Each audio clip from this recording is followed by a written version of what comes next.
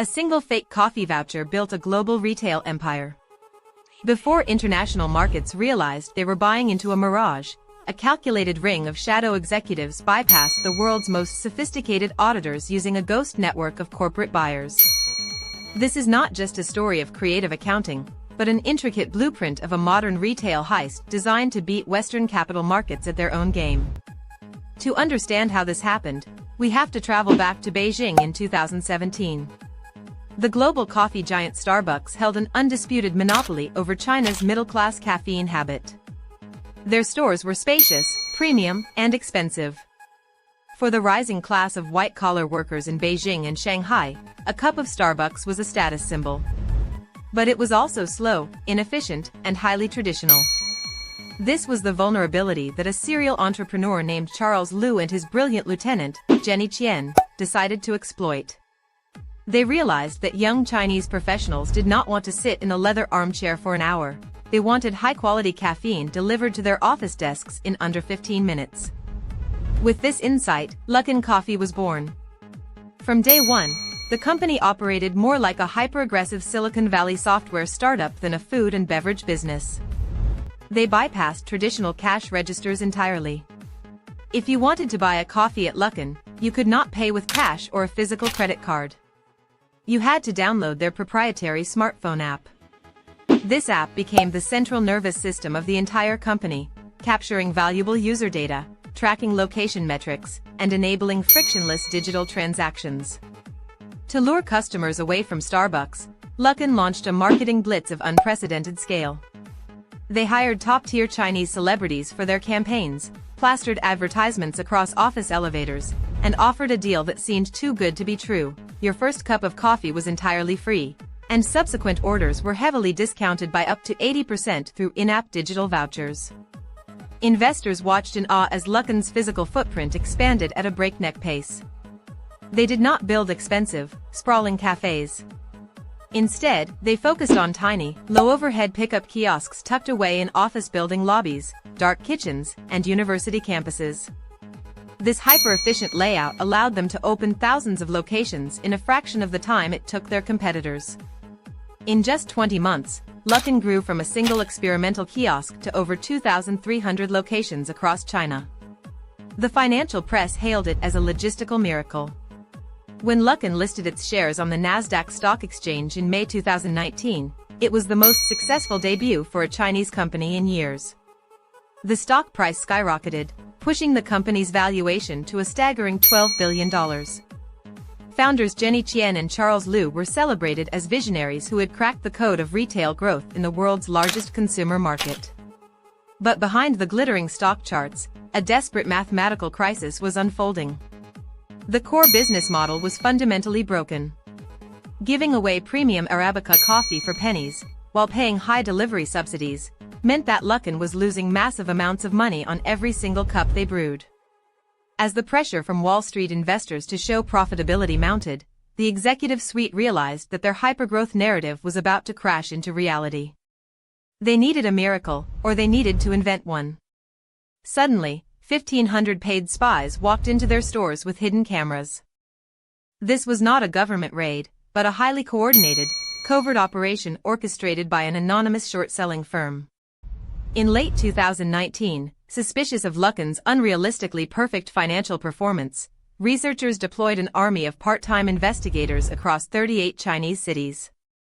Armed with smartphones, these undercover operatives quietly sat in Luckin kiosks for hours, filming the cash registers, counting the physical paper bags leaving the counters, and collecting more than 25,000 customer receipts. They recorded over 11,000 hours of store traffic video, creating an undeniable, empirical mountain of evidence. What this covert investigation discovered was a masterclass in corporate deception. While Luckin was reporting skyrocketing transaction volumes to Wall Street, their actual physical stores were remarkably quiet. The data revealed that the company was systematically inflating its daily items sold per store by at least 69% in the third quarter of 2019, and by 88% in the fourth quarter. But how did they hide this discrepancy on their audited balance sheets?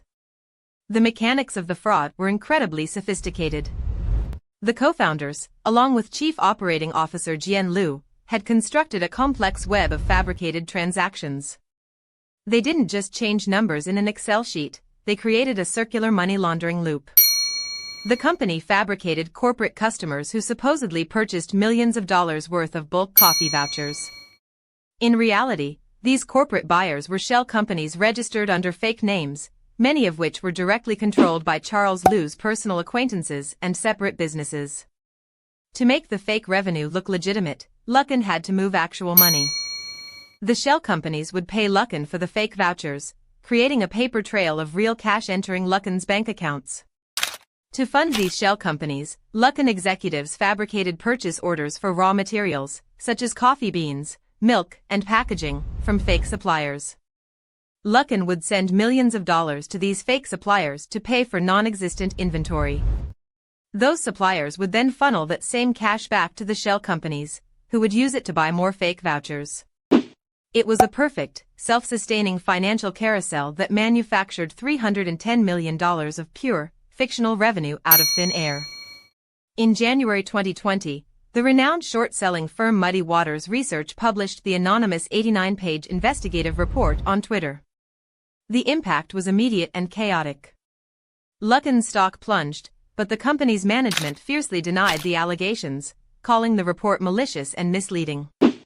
However, the internal pressure became unbearable as independent auditors refused to sign off on the upcoming annual financial reports without an internal investigation. By April 2020, the house of cards collapsed. Luckin was forced to publicly admit that its chief operating officer and several subordinates had systematically fabricated nearly half of the company's entire 2019 revenue. The stock market reacted with sheer panic. Trading of Luckin shares was repeatedly halted as the stock crashed by over 80% in a single morning, erasing billions of dollars of shareholder wealth in minutes. The Nasdaq quickly moved to delist the company entirely, casting a dark shadow over all Chinese firms listed on American exchanges. Yet, the true climax of the Luckin saga is not its dramatic collapse, but its unbelievable resurrection. While American investors expected the company to dissolve into bankruptcy and disappear, Luckin took a path that shocked the global financial community. The Chinese government, eager to protect the reputation of its broader technology sector, cracked down on the fraudulent founders.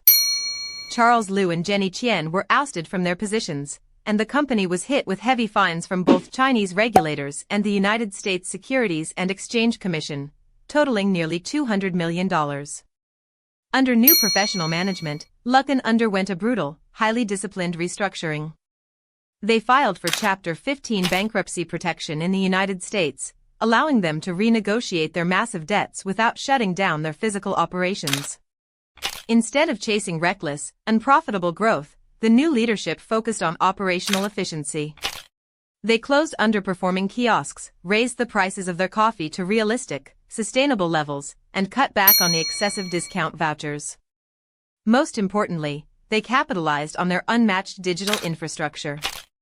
Because they had spent years collecting precise consumer data through their app, they knew exactly what flavors and products young consumers preferred. They launched innovative, highly viral drinks like the raw coconut latte, which became a cultural phenomenon in China, selling millions of cups in its first week.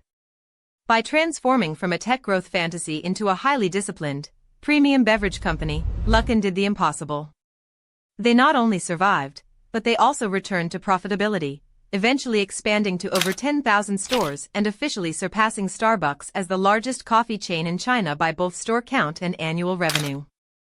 If the audacity of this corporate deception and its unprecedented corporate resurrection surprised you, then you must watch our documentary on how Evergrande constructed a $300 billion house of cards that threatened the entire global real estate market.